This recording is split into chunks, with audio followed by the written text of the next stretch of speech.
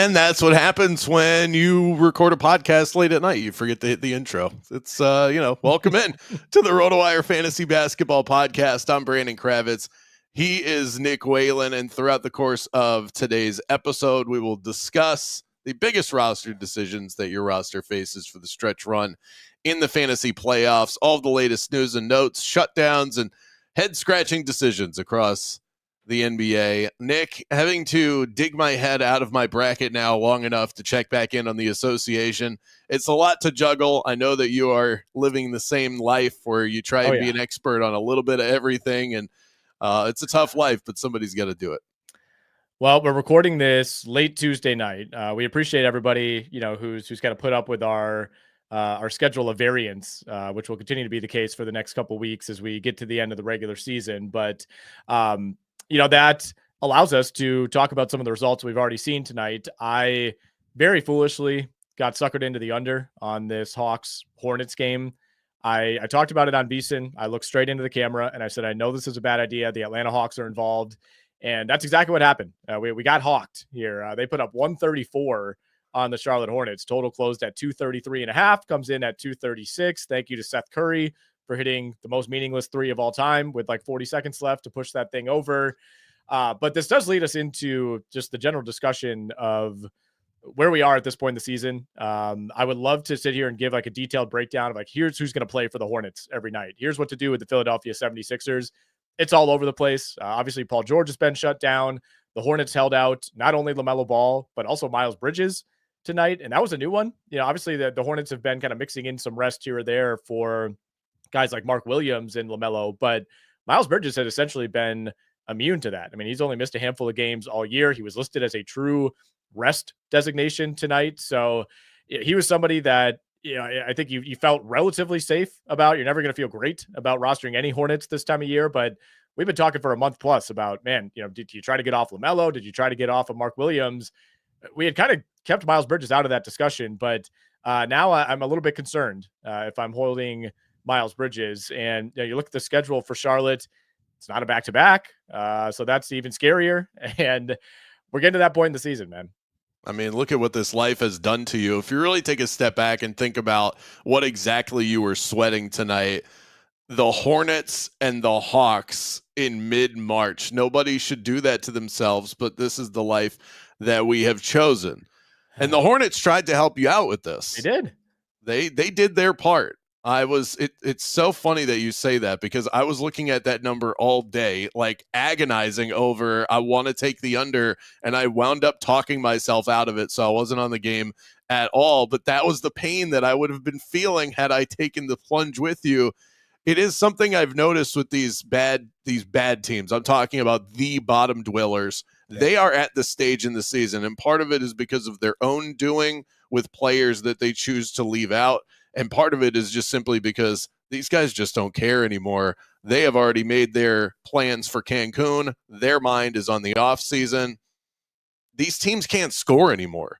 The bad teams are struggling to get to 100, and if they are, they're just clearing the bar. Yeah. So it does make sense to want to take unders, to fade these guys in fantasy because you're just not getting a lot of production from these teams night to night. And I mean, never mind the fact that it's hard to project who's even going to be out there. It's tough. It's tough to manage. And I know that this is a really difficult time because for a lot of people that are still paying attention to this podcast, you're alive and well in your fantasy playoffs. And it's almost like, is there a way to take advantage of this? Obviously there is, but is it more advantageous, in terms of being plugged in, or do you just have to kind of throw your hands up and say it is what it is as far as the way that the season goes at this point? I think it depends on your league. If you're in a daily moves league, a daily lineups league, then if you have the time to remain plugged in, then there are certainly advantages to be had here, especially if there's no transactions cap. I mean, you can swap guys in. You can make this, I think, work to your advantage, especially if you're in a relatively casual league, or you're with people who are maybe starting to fall off. They're not tracking news every single day. There are certainly advantages to be had here. It's no coincidence right now. If you look at the last 10 games, the worst defenses in the NBA the Spurs, the Pelicans, the Mavericks, the Sixers, the Hornets, the Nets. Like these are all teams that are essentially scrambling the rotations night to night. You have no continuity whatsoever for these teams. And, some of these teams have actually been okay offensively. Like ironically, the Spurs over the last 10 games are the worst defense in the NBA and somehow the best offense. That's, a lot of that is obviously all of it's without Victor Wembanyama.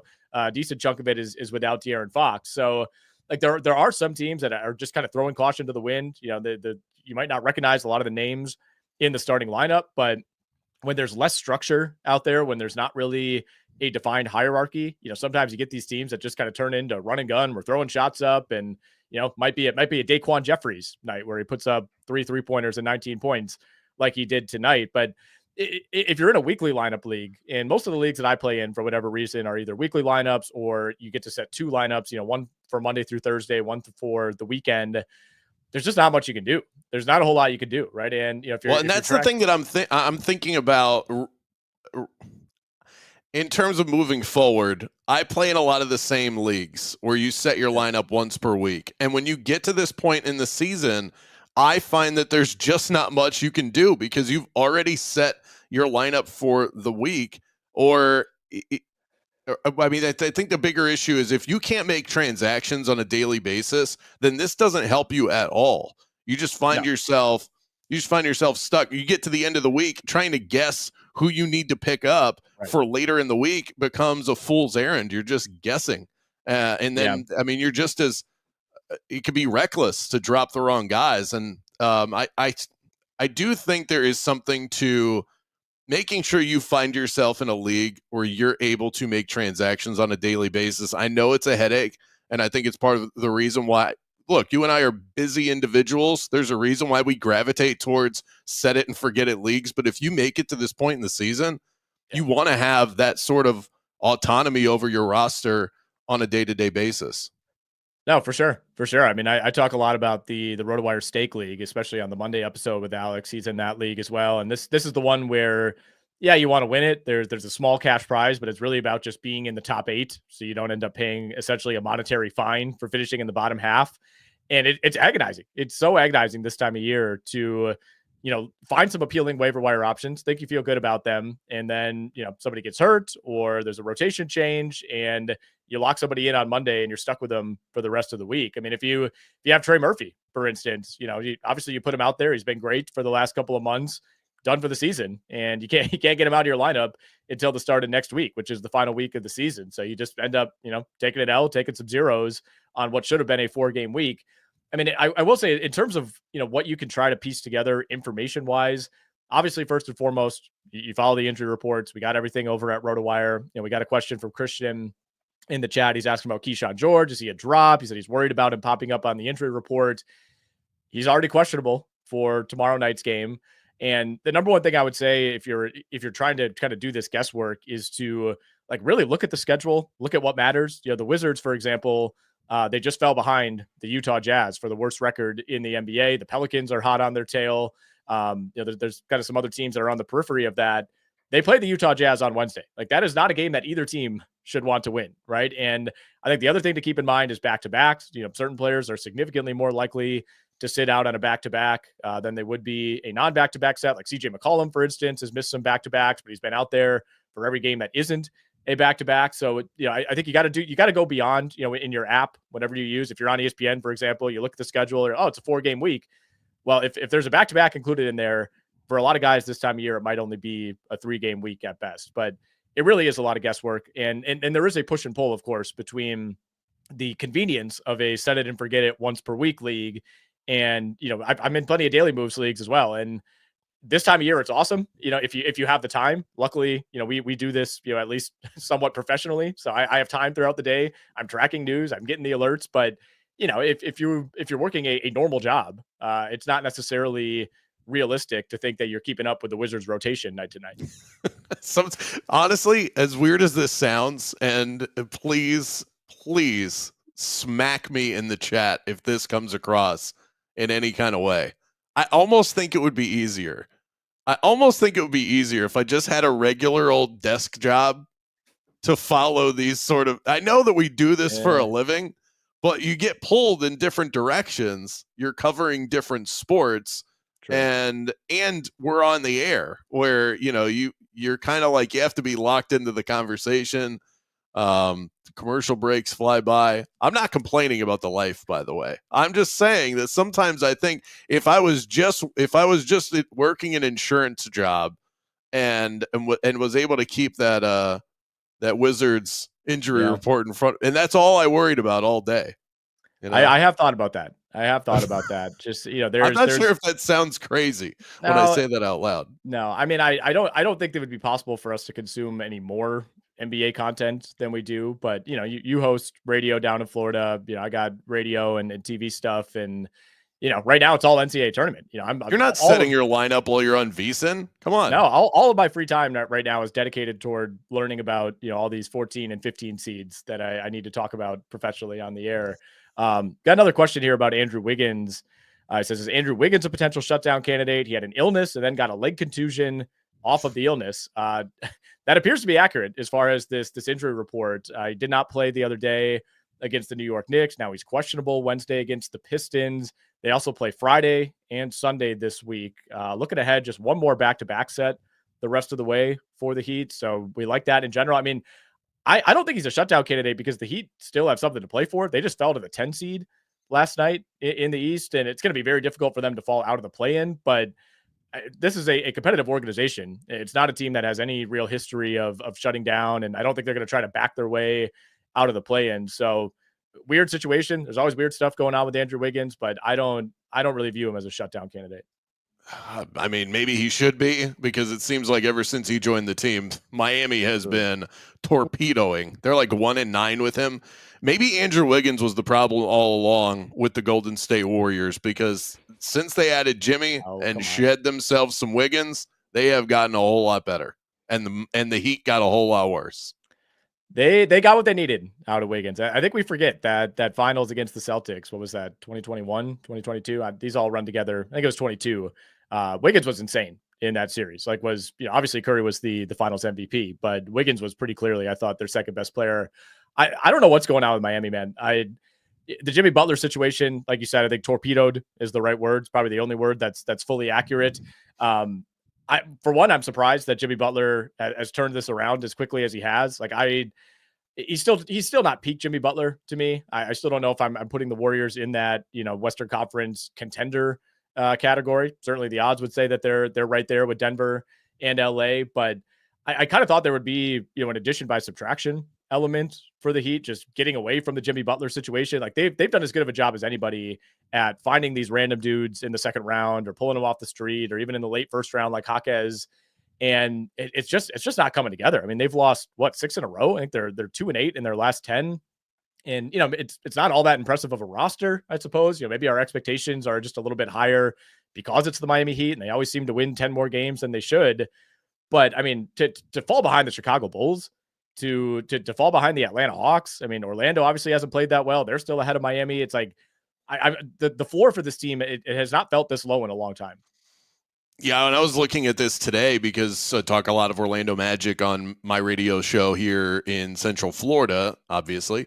And it looks like they're locked in at this point with how bad Chicago is. And Chicago's actually won 6 of their last 10 games, but that's going to drop off at some point soon. And Miami is awful right now. Orlando has not been playing well. It doesn't even matter. But there's no way they're not getting to the 6. And they're not going to drop to the 9. No, so the play-in is set. The play-in is set in some order. It's going to be Orlando, Chicago, Atlanta, and Miami. And it's just a matter of whether you host the game or not at this point. And if it's Chicago and Miami in the 9-10, I'm still taking Miami there. I have no faith in either of these teams, but I think Chicago's or Miami at least is significantly better coached. You could argue they'd have the 2 best players in that game. I don't really have faith in any of these teams doing anything. I mean, your reward for making it out of the play-in in the East is Cleveland or Boston, right? It's like you're not getting Indiana, you're not even getting New York or Milwaukee. Like to me, there is no hope for any of those 4 teams.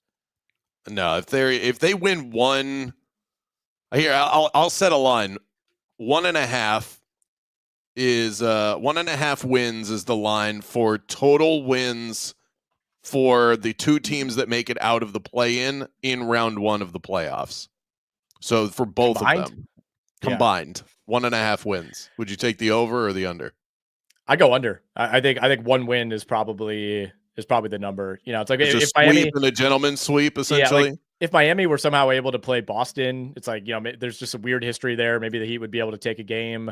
I don't know. I mean, we're not that far removed from the Cavs, like struggling with the Orlando Magic in round one last year, which is, you know, part of the crazy ascent for Cleveland is, you know, I think we all agree that Cleveland was a better team than Orlando, but you think about where they left off last season. It wasn't like, oh boy, here come the Cavs. You know, it was more like, is Donovan Mitchell going to be on this team at the trade deadline? I don't think. I mean, this is one of the all-time out of nowhere. You know, what is going to end up being a 67, 68 win season? Just wild. They had put themselves in good position. They made the Max Strus trade last year, and that didn't help them right away. Yeah, It did help them this year, and then they got it. This is the key. And this happened to OKC too. When you have guys that you have groomed on your roster that take that leap all at once, yep, that's how this happens. And it seems to be gone are the days of LeBron and Dwayne Wade deciding that they're going to play basketball together at that stage in their careers. Maybe we see that at some point again. I'm not saying it won't happen, but this seems to be the more consistent way to build a champion is to have those homegrown talents, and then they all take a leap at the exact same time. Ty Jerome, Evan Mobley, these guys all getting significantly better year over year. And Darius Garland was banged up last year. We can't forget that too. That's a big aspect to all of this.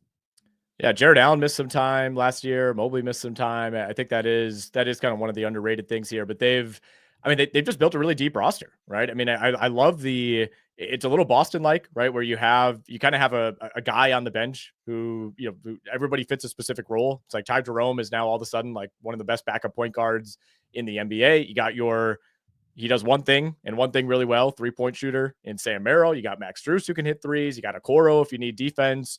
DeAndre Hunter can kind of give you both. They built a really complete roster. I mean, maybe it shouldn't be surprising that they're running through teams like they are. Did lose, by the way, on Sunday to the Orlando Magic. We saw some clips on TikTok of all places of Paolo Banchero going at Ty Jerome. Yeah. And that was the changing of the tide in that game. The Cavs were up by 13 after the first quarter. It looked like they were going to run the Magic out of the building. And then Ty Jerome started talking smack at the free throw line. Paolo Banchero got into it with him. Paolo started yelling at fans. Yep. And next thing you know, the Magic outscored him by like 21 or 22 from that point on. So sometimes it's all you need. In Ty Jerome's defense, he told Paolo Banchero, I would start for your team. He's not wrong. He would definitely start for the Magic, right? It's instantly. Yeah. I mean, you know, Banchero didn't like it, but it was accurate at the very least. All right, we got a new sponsor this week, Brandon. It is Rebet, and March Madness is here. If you're looking for a way to get in the game, it's time to check out Rebet, the ultimate social sportsbook and casino platform with over 100 leagues on the sportsbook and 25 plus 24/7 live dealer casino games. Rebet is striving to give users an experience that they have not had elsewhere. All March long, Rebet is rolling out daily promos, making it the ultimate month of exciting offers for their fans. And right now, for a limited time, Rebet is matching your first purchase up to $100 in Rebet cash when you use the promo code RotoWire. Download Rebet today on the App Store or Google Play. Just enter that code, ROTOWIRE, RotoWire. Start playing with your promo funds. It's time to play, predict, and experience the madness only on Rebet.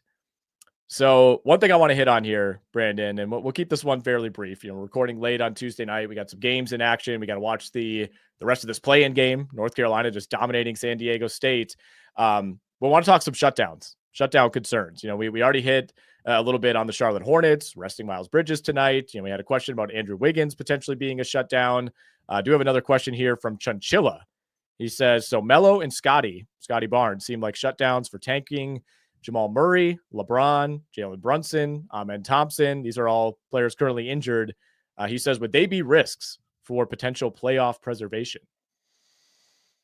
Oh, let's think about this. Let's go piece by piece. So I don't think LeBron would be for playoff preservation because there's such a tight squeeze between two and 5 in the West. And home court advantage matters in the NBA. You want that 7th game to be at home. So I would think that LeBron would be out of the mix as far as playoff preservation goes. And then the same would apply to Jamal Murray, Jalen Brunson. Let's see where they're at. They have a 5.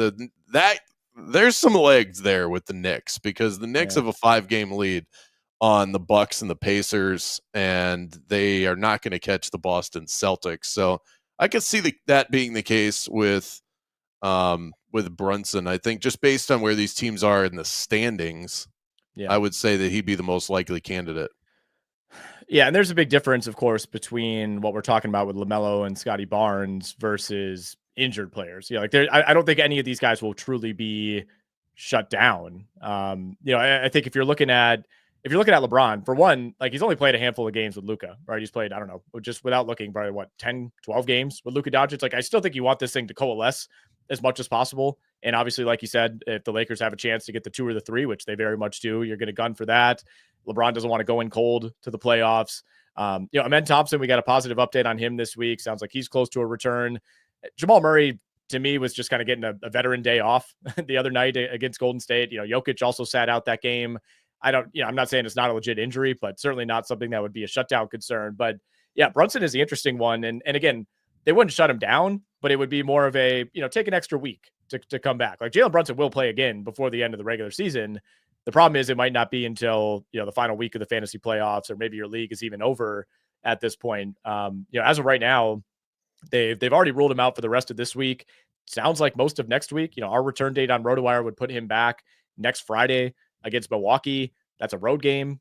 We'll see. I mean, I think I would look at maybe that Portland game on Sunday, the 30th. And, at that point, we're talking about like 8 games remaining on the schedule. So these are good examples of like players who you would obviously never drop. But if you're going into the final week of your playoffs next week, you have to think about it.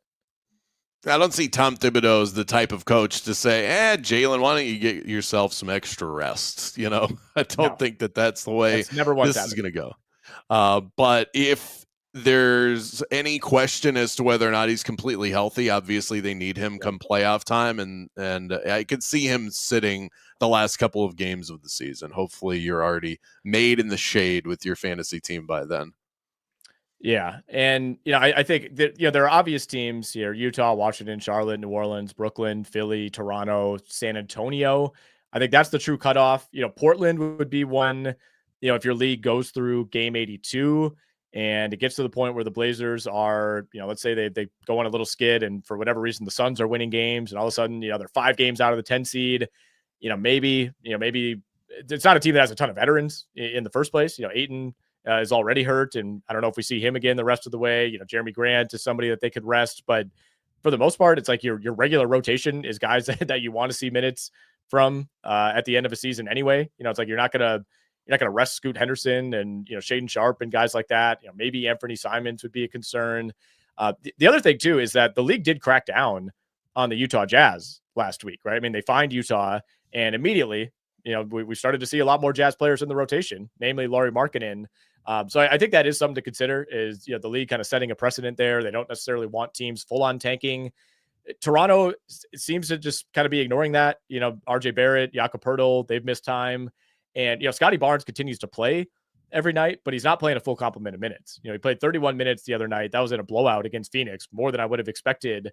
But you look at his last 8 games, he's averaging 28 minutes. So he's still out yanking there. These guys. Yeah. And he's still giving you enough production that, he's worth putting in your starting lineup, but you're not getting anywhere close to, second round Scotty Barnes value that you were early in the season.